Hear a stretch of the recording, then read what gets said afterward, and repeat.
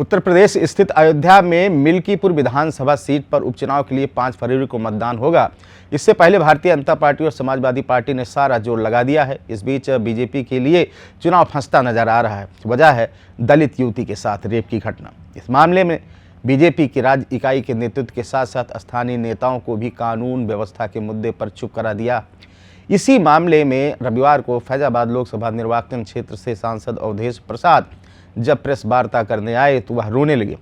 वहीं सीएम योगी आदित्यनाथ ने इस मुद्दे पर सपा को ही घेरते हुए कहा कि सपा पाजी और गाजी को अपना प्रिय मानती है। मौजूदा मामले में अपने बचाव के लिए बीजेपी सपा नेता मोहित खान और नवाब सिंह के जरिए घेराबंदी कर रही है। दोनों ही सपा नेताओं पर क्रमशः अयोध्या और कन्नौज में महिलाओं की इज्जत संग छेड़छाड़ करने का आरोप है। अयोध्या के हालिया घटनाक्रम में परिवार के मुताबिक युवती बृहस्पतिवार रात से लापता थी।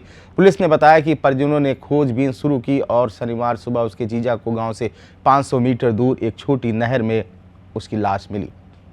परिजनों के अनुसार युवती की आंखें निकाल ली गई थीं और उसके शरीर की कई हड्डियां भी टूटी पाई गईं। उन्होंने युवती की सामूहिक दुष्कर्म के बाद हत्या किए जाने का संदेह जताया।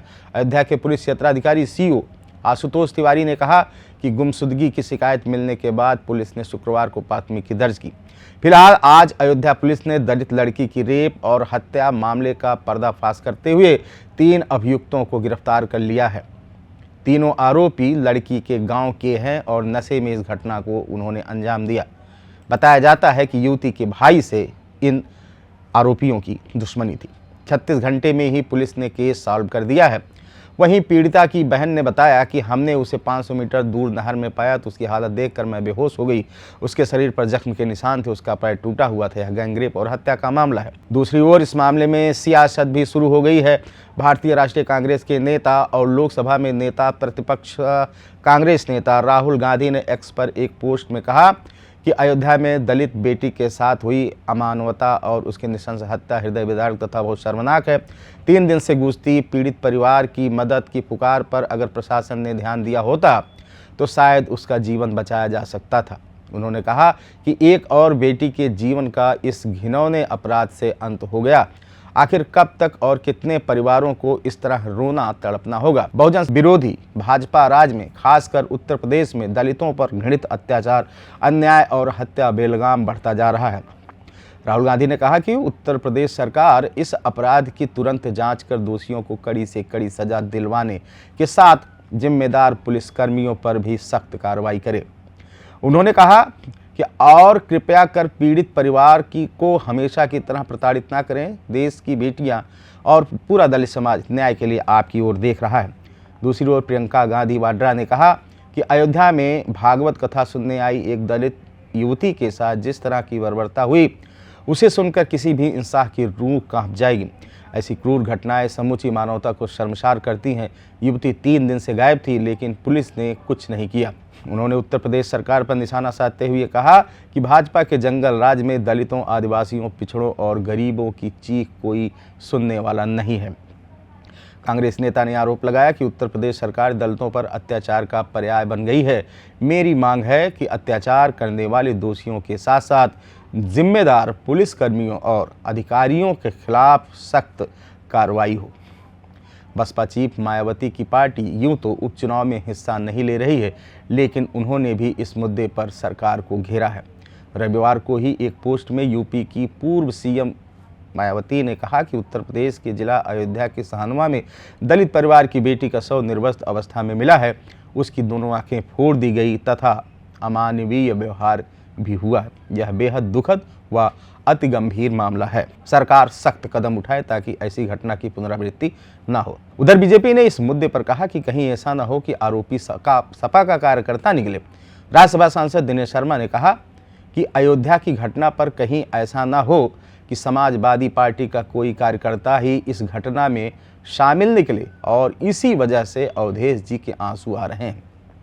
जो भी दोषी है उसे कड़ी से कड़ी सजा मिलेगी। नगीना लोकसभा क्षेत्र से सांसद और आज़ाद समाज पार्टी के अध्यक्ष भी इस चुनावी मैदान में हैं। माना जा रहा है कि आज़ाद की पार्टी इस चुनाव में बसपा के मतदाताओं को अपनी ओर आकर्षित करने की कोशिश में है। नगीना सांसद ने भी इस मुद्दे पर प्रतिक्रिया दी थी।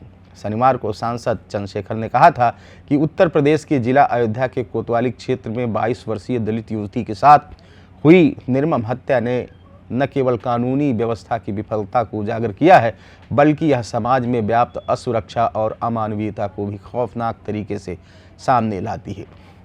परिजनों के अनुसार युवती के साथ गैंगरेप हुआ। उसके शरीर पर कपड़े नहीं थे, दोनों आंखें फूटी हुई थीं और पैर भी टूटे हुए थे। सिर और चेहरे पर गंभीर चोटें थीं और पूरे शरीर पर गहरे जख्म थे। हाथ पांव रस्सी से बंधे हुए थे। यह घटना किसी भी सभ्य समाज के लिए घोर शर्मनाक और अविश्वसनीय है। उन्होंने लिखा कि परिजनों ने आरोप लगाया कि 30 तारीख की रात से युवती के लापता होने के बावजूद पुलिस ने मामले की गंभीरता को नज़रअंदाज किया और केवल खानापूर्ति करती रही। यह न सिर्फ पुलिस प्रशासन की लापरवाही है, पूरे सिस्टम की विफलता को भी दिखाता है। पुलिस इस जघन्य अपराध पर त्वरित और कठोर कार्रवाई के साथ ही पुलिस प्रशासन की लापरवाही की जांच कर दोषी अधिकारियों के खिलाफ कड़ी से कड़ी कार्रवाई करें। आपको बता दें, इस सीट पर बीजेपी ने चंद्रभान पासवान और सपा ने सांसद अवधेश प्रसाद के बेटे अजीत प्रसाद को उम्मीदवार बनाया है। रविवार को इस मामले पर जब अवधेश प्रसाद ने प्रेस वार्ता की तो उन्होंने कहा कि वह दिल्ली जाकर पीएम नरेंद्र मोदी से मुलाकात करेंगे और परिवार को न्याय दिलाएंगे। इसके बाद वह भावुक हो गए और रोने लगे। उधर सपा सुप्रीमो और कन्नौज सांसद अखिलेश यादव भी आज मिल्कीपुर में रैली कर रहे हैं और वह इस मामले को लेकर भाजपा सरकार को घेर रहे हैं।